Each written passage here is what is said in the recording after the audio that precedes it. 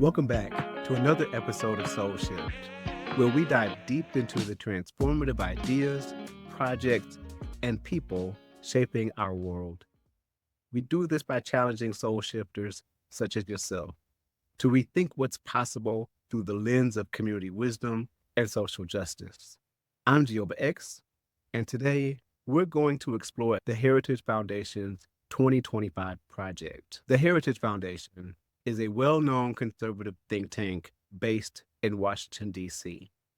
For decades, they've been influencing policy and thought leadership on a variety of issues, ranging from economic policy to national security.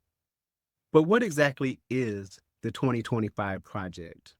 And why should we be paying attention to it today? To give you a comprehensive understanding, we'll break this down into several key sections: the origins and goals of the 2025 project, its main policy focuses, what it could mean for the future of American governance.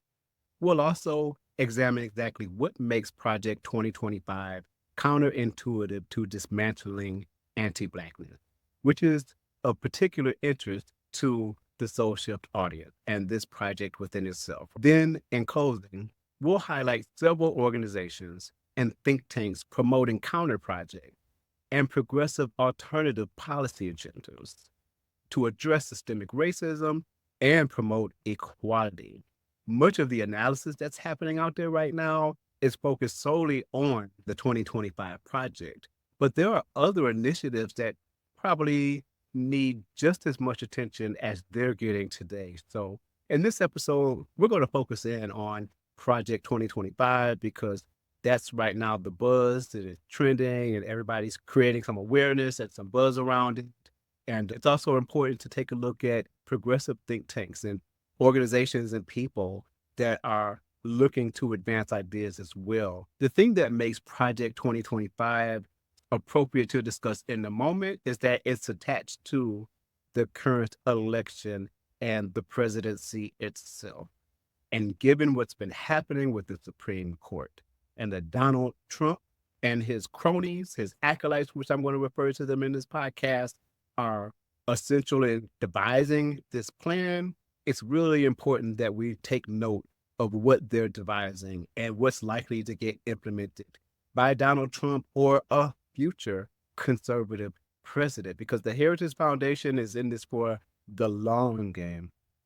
This is not a short game for just 2025. They will dust this puppy off and have it ready for the next presidency. Whenever they get a hold of the seats of power, they're going to have plans ready to enact and advance.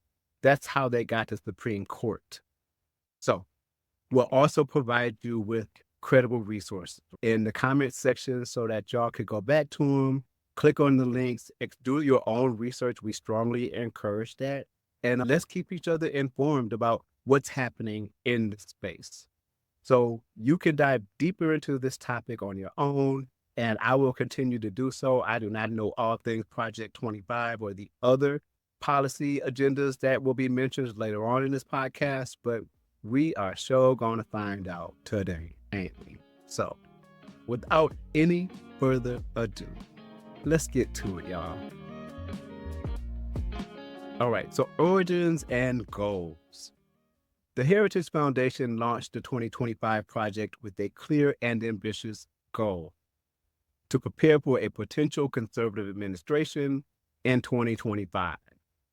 This initiative is designed to provide a detailed policy playbook for the next administration, focusing on rolling back what they see as overreach by the current government and implementing conservative principles across all federal agencies. That is called the administrative stage. According to Heritage's president, Kevin Roberts, the 2025 project is not just about policy recommendations, but also about the structural changes needed to implement these policies effectively. And when you think about it from that aspect, that is the only thing that kept Donald Trump from doing what he wanted to do to begin with in his first term. Those were the guardrails that were in place to keep him in line with the Constitution and the expectations of the citizenry. Man, that is not an easy word to say. So the project in itself aims to be ready from day one should a conservative administration take office in January 2025. Now, keep in mind, when similar policy recommendations were made to President Reagan at the beginning of his administration, they successfully implemented 60% of the recommendations presented. So when you hear someone say, these are only recommendations, take it with a grain of salt. Look, we're well aware of the challenges that Donald Trump and his administration have with the truth. That includes his acolytes and his Supreme Court judges. Like the late Maya Angelou told us, when they show you who they are, believe them. For more information on the origins and strategic vision of the 2025 project, you can visit the Heritage Foundation's official website or read their detailed reports via www.heritage.org/2025-project. That's www.heritage.org/2025-project. So in the next segment, we'll talk about key policy areas of Project 2025. The project is comprehensive, covering a wide array of policy areas.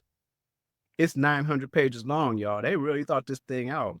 So those include economic policy, national security, and healthcare, to name just a few.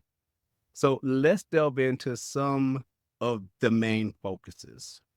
In terms of economic policy, the Heritage Foundation has always been a strong advocate for free market principles. We're a capitalist society. Of course they have, right? The 2025 project emphasizes reducing federal regulations, cutting taxes, and promoting economic growth through deregulation. The goal is to foster an environment where business can thrive without excessive government interference. In terms of national security, the 2025 project advocates for a robust military, increased defense spending, and a strong stance against adversaries like China and Russia. Now, keep in mind, this might be a space where the interests of the hard right conservatives and Trump acolytes start to diverge, because Trump has shown us how much he adores the unchecked powers of autocratic leaders like Russia's Vladimir Putin, China's Xi Jinping, North Korea's Kim Jong-un, and Hungary's Viktor Orban. The project outlines specific strategies to enhance cybersecurity, modernize the armed forces, and strengthen alliances with key partners globally. But with Trump, who are those key partners? I doubt if it's our traditional allies. And if that's in fact true, then who benefits from such an alignment? Of course, it's important to note that our current allies, for good reason, remain skeptical of his geopolitical intentions. And in terms of healthcare, the project pushes for repealing and replacing the Affordable Care Act with market-based solutions. It aims to increase competition, lower costs, and provide more choices for consumers. The Heritage Foundation believes that a patient-centered approach is the key to reforming the American healthcare system. So for an in-depth look at the policy recommendations of the 2025 project, you can check out their policy papers and briefs available via www.heritage.org/2025-project-policy-papers. That's www.heritage.org/2025-project-policy-papers. So the potential impact of this project is significant. If implemented these policies could lead to substantial changes in the way the federal government operates and interacts with us as citizens. Supporters argue that it would lead to a more efficient, less intrusive government that respects individual freedoms and promotes economic prosperity. Blah, blah, blah, blah, blah. When they talk about that, they ain't talking about Black people.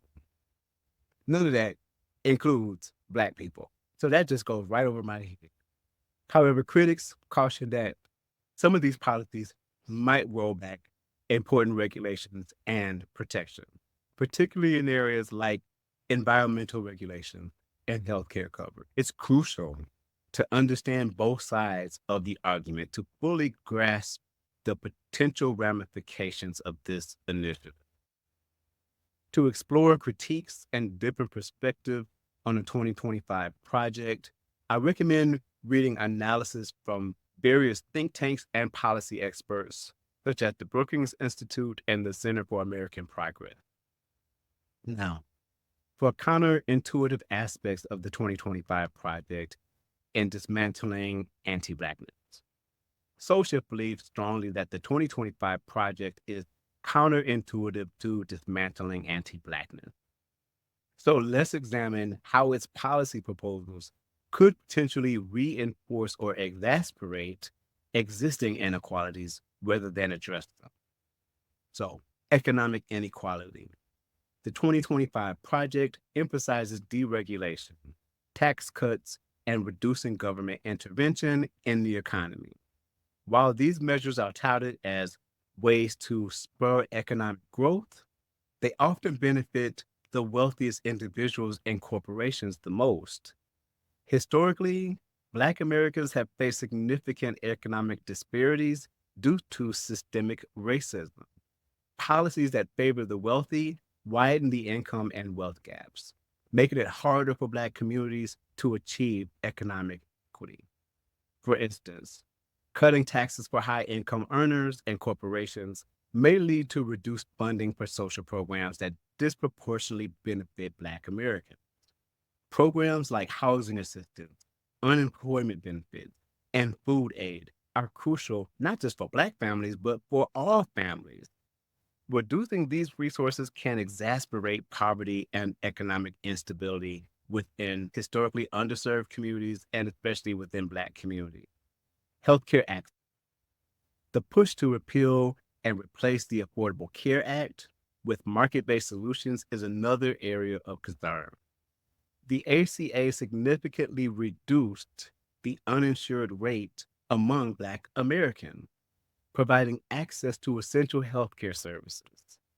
Market-based solutions might not offer the same level of affordability and accessibility. And let's just put it out there, not just might, they didn't. And case in point, accessibility to those services have increased in Black communities.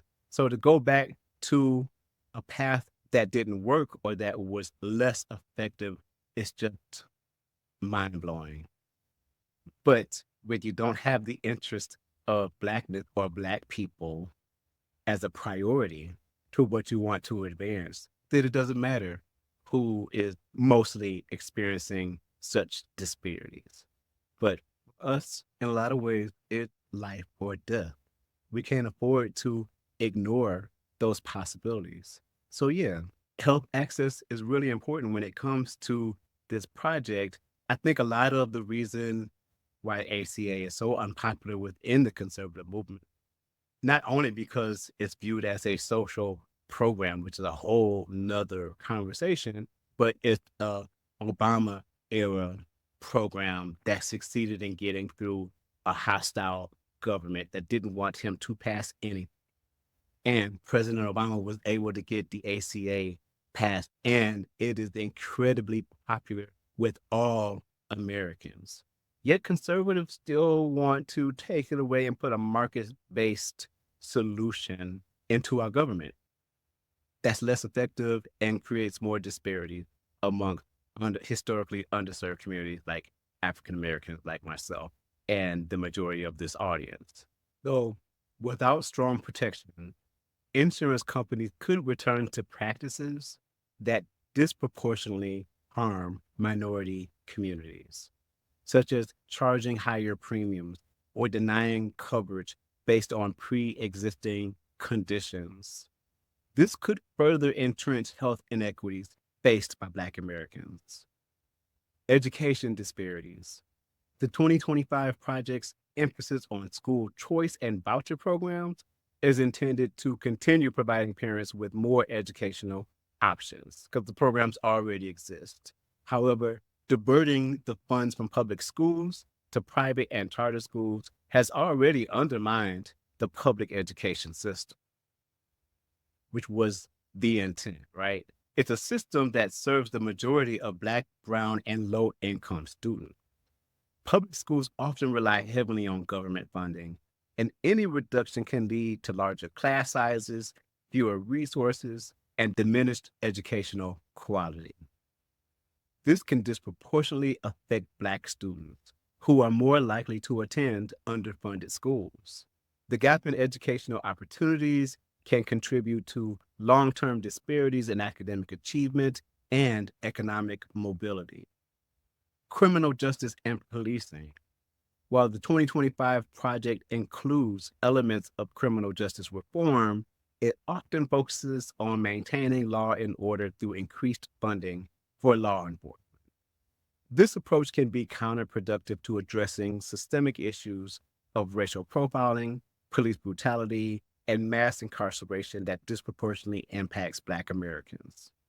So instead of prioritizing community-based intervention and addressing the root causes of crime, such as poverty and the lack of opportunity, a focus on punitive measures can perpetuate a cycle of incarceration and disenfranchisement within Black communities. Voting rights. Efforts to tighten voter ID laws and reduce access to voting will also disproportionately impact Black Americans. The 2025 project supports measures to secure the electoral process, but critics argue that these measures can suppress the vote of minority communities, making it harder for Black Americans to exercise their democratic rights. Civil rights organizations like the NAACP and the ACLU provide in-depth analysis of how specific policy changes can perpetuate systemic racism. They argue that addressing anti-Blackness requires proactive measures to dismantle structural barriers, not policies that inadvertently reinforce them. For a balanced understanding, it's crucial to consider these perspectives alongside the Heritage Foundation's proposals. This can help us evaluate whether the 2025 project aligns with the goals of reducing racial inequality and promoting justice for all. My preliminary assessment tells me is that it's going to do more harm to Blackness and to Black communities than good. So, what are some of the counter projects that are promoted by other organizations as counterpoints to the 2025 project? Various organizations and think tanks are promoting alternative policy agendas designed to address systemic racism and promote equity.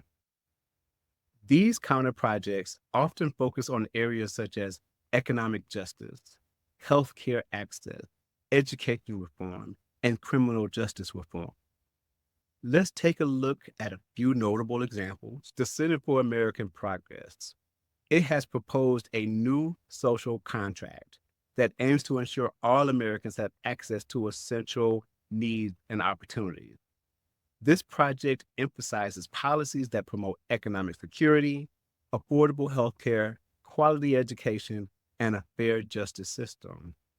The Center for American Progress proposals include raising the minimum wage, expanding access to healthcare, investing in public education, and comprehensive criminal justice reform. For more details, you can explore CAP's extensive policy recommendations through the links below in the comment, along with each of the other organizations, which we'll briefly highlight here towards the end of this podcast. The Economic Policy Institute focuses on policies that promote economic justice and reduce inequality.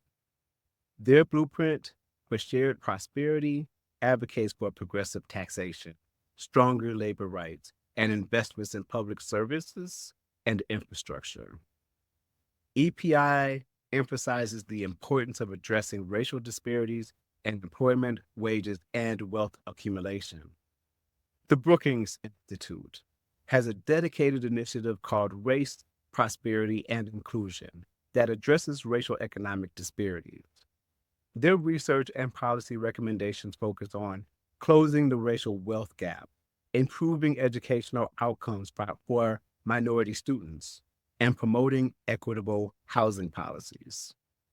Brookings also emphasizes criminal justice reform and the importance of inclusive economic growth. The Urban Institute, the name of their project is called Next 50. Their initiative aims to shape policies that will build a more equitable future over the next 50 years. Their research covers a wide range of issues, including health equity, affordable housing, education, and criminal justice.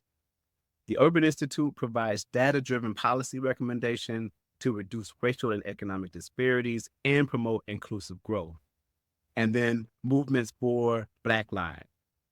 They have created a comprehensive policy platform called the Vision for Black Lives. This platform outlines policy demands across 6 categories: in the war on Black people, reparations, invest, divest, economic justice, community control, and political power.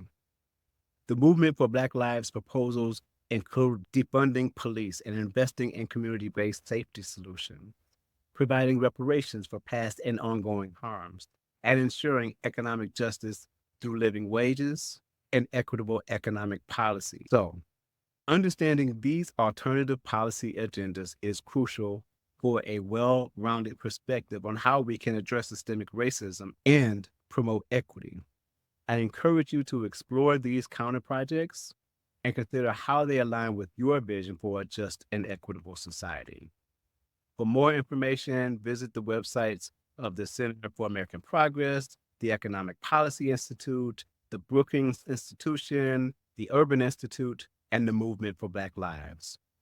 These resources will provide you with comprehensive analysis and policy recommendations that counterbalance the Heritage Foundation's 2025 project. As we wrap up today's episode, I encourage you to explore the potential counterintuitive aspect of the Heritage Foundation's 2025 project in dismantling anti-Blackness. Understand the nuances of these policies and their broader implication is crucial for informed and engaged citizenship. For more information, visit the Heritage Foundation's website for their detailed reports. Additionally, check out critical perspectives and analysis from organizations such as the NAACP, the Urban Institute, and the ACLU. These resources will help you form a well-rounded view of the project's potential impact on racial equity. So, in short, Project 2025 is essentially the annihilation of the administrative state in the United States of America. It's something that the conservative right has been attempting to do for the last 70 years. It's a power grab to not only advance conservative causes, but it also positions to hold and maintain power over us, our liberties, and our freedoms. It's a national ban on women's right to choose. It's strict limitations upon transgender, lesbian, and gay rights. It's a mandate for Christian nationalism to utilize government as an oppressive tool. It's the end to discussions related to racial justice and DEI in our government institutions, which includes our local public schools and higher academic institutions. All of these have been long-term interests of the radical conservative cause. They've literally been focused on this campaign for over 70 years, at least. They've been planning for a civil war since the Civil War ended. But did it ever really end? Or did we just delay the inevitable. It's quite possible we're witnessing the beginnings of a sequel in this moment.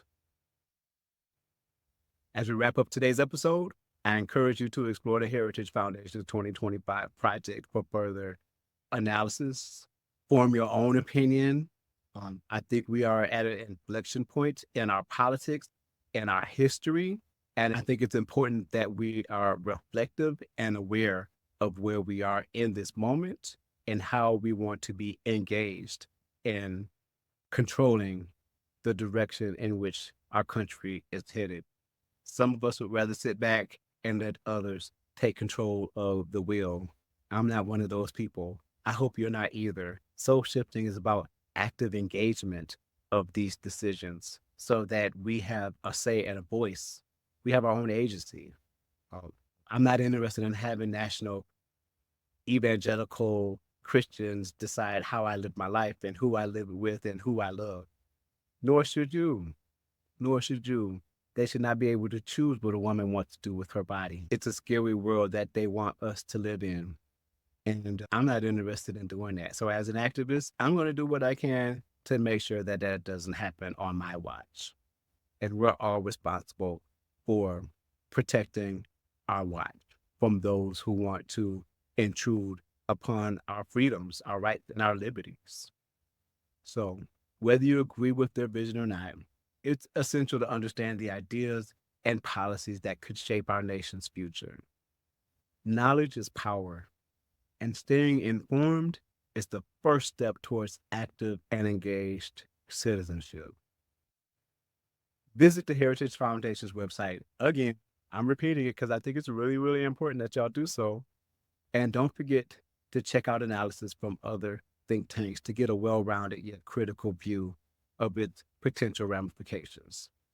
And from Soul Shift's perspective, just in case you might be a little bit confused, we'll continue to gather and share critical knowledge as it relates to our mission to cultivate unapologetic Blackness in the United States and beyond. Because the people behind the 2025 project have no interest in cultivating Blackness. None at all. No skin in the game of cultivating radical possibilities that advance our communities. We are simply assets. We are pawns on a chess table. I'm not interested in being anybody's pawn.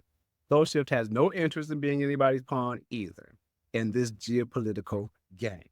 Hence, our goal here at Soul Shift is to cultivate Blackness in the United States. We feel that Blackness will be seriously hindered within the implementation of any aspects of this project. Thank you for tuning in to Soul Shift, y'all. If you enjoyed this episode, please subscribe, leave a review, and share it with your friends. And if you have counterpoints and you disagree with my take or Soul Shift stance on this subject matter, please don't unlike or dislike the video. Drop a comment and let's talk about it because I will engage those comments. I tend to be fearless when it comes to engaging contrary views to my own.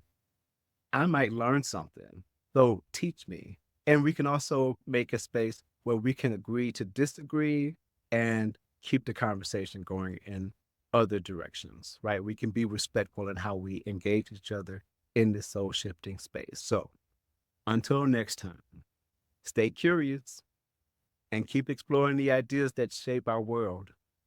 I'm Jehovah X, and this is Soul Shift. Until next time, remember, together we can shift the soul of our society, stay inspired, stay connected, and keep transforming those radical possibilities into promise. And let's keep steadily soul shifting society together. Peace and blessings.